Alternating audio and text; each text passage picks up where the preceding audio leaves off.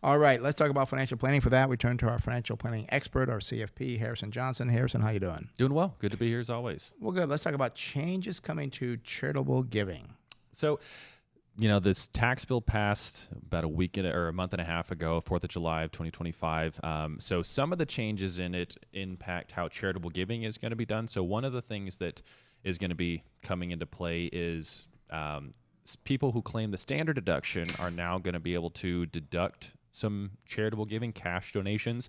It's up to $1,000 for a single filer and $2,000 for joint filers. So generally speaking, a charitable donation is an itemized deduction, so you need to itemize in order to write that off. But now people who claim the standard deduction can have either $1,000 or $2,000 deduction for cash donations. So that's something that reduces taxes, so that's a positive.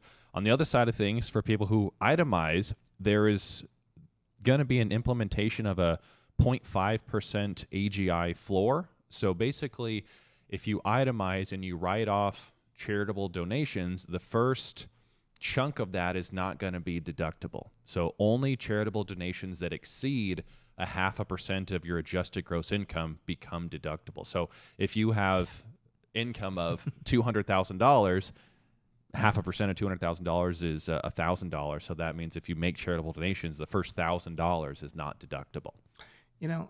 Every year it gets more and more complicated because, you get this, but you got to have the 0.5% to this, and then it's not the full amount because it's only this number. Well, yeah, it's.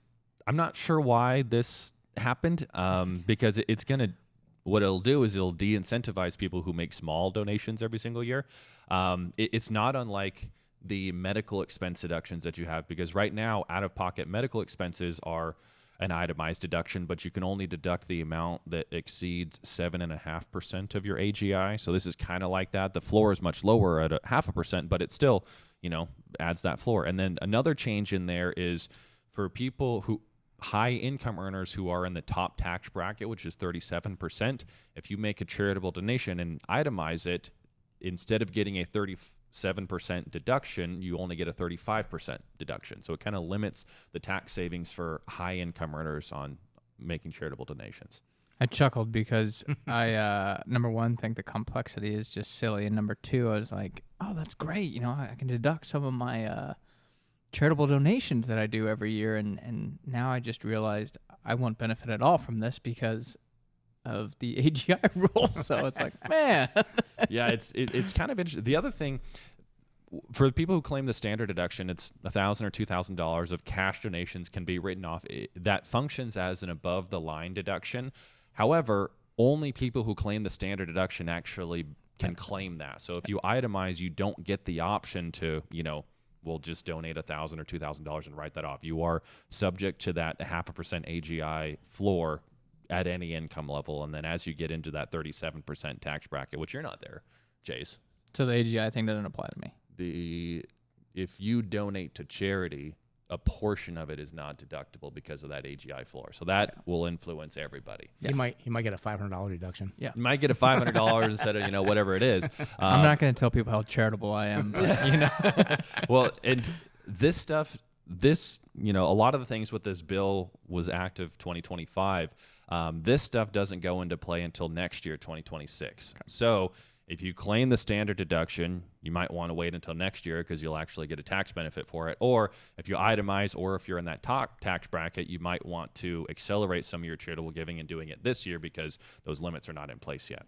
Now, as a CFP, a lot of people think, I'll talk to my tax guy, my CPA about the charitable deductions. Do you look at this for clients to see if it does benefit them, their cash flow, all these things? Do you put that in the equation? Absolutely. It's definitely a part of it. And no matter what you do charitable-wise, you're still being charitable. It's just a matter of how much tax savings you get.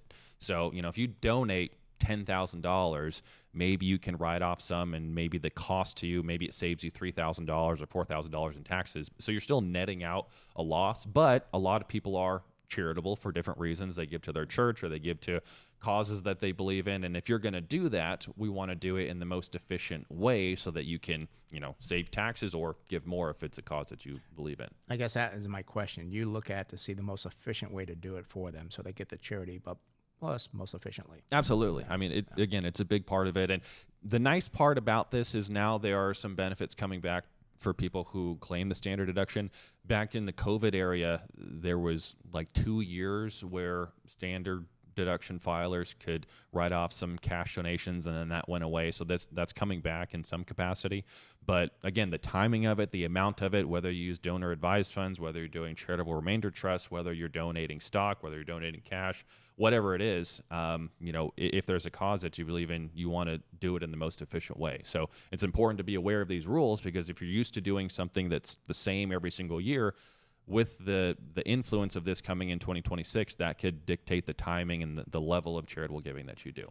And I think some of your initial meetings with the clients that you get, I think you said that many times, a couple hours, so much to cover. I had one this week that was a little over 3 hours. So, Wow. I mean, they take a long time. No, that's not the initial meeting. The initial meeting's about an hour or so. But when I'm presenting, The plan. a whole plan, it Yeah. can take a while, because, well, we'll talk about charitable stuff if you're charitable. We'll talk about taxes. We'll talk about cash flow. We'll talk about retirement, Social Security, Medicare, structuring income, moving, in-state, out-of-state, real estate, loans. I mean, everything that has a dollar influence or can influence your finances, we take a look at. So it takes a while. And this is why I say, somebody doing the investment part and financial planning, there is no way they spend 3 hours just on financial planning. They just Probably not, because I'm not selling anything. You're not gonna spend 3 hours doing something if you're not really making money on it. Not selling a product, or Also, it's not 3 hours of me beating somebody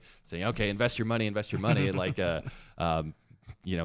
selling annuity. selling annuity or like timeshares or Timeshare. something. Yeah, locking somebody in a room. You have to be in here for 3 hours, and we'll give you something. So yeah, it's all just about what makes the most sense, and there's a lot of layers and complexity, so that's why it takes so long. Right. I was just gonna say the largest charities I give to are the federal government and the state of California. But you did run a foundation for how many years? You I did that? run a foundation for 4 years, and then now I serve as treasurer for the Urban Street Angels. If you are looking for a great charity, I think they're fantastic. Youth homelessness. I think they're actually tackling homelessness the right way, which it's a huge problem in the county of San Diego. So, I wouldn't even say I'm biased. I went in there, with no financial gain. I make no money from it. So I just think they do a fantastic job. And the reason too is that you now have 2 babies that are a year old or younger, and it's like 8 weeks, yeah, so 8 weeks you're and pretty 18 busy. months, yeah. When they get older, you can do more charity work. Yeah, we'll get But you back do to quite it. a bit right now. All right, well, Harrison, thank you very much. Appreciate it, and we'll talk to you next week. Thanks a lot. All right, again, Harrison Johnson, he's a CFP with Wilsey Asset Management. If you want a free consultation with him, and again, he's a fee-based financial planner. He does not sell products, and you want to say, gee, maybe it makes some sense to talk to a true financial planner. Give him a call at the office, 858-224-0004. Again, that's 858-224-0004, or send him an email at smartinvesting2000.com. Again, that's smartinvesting2000.com.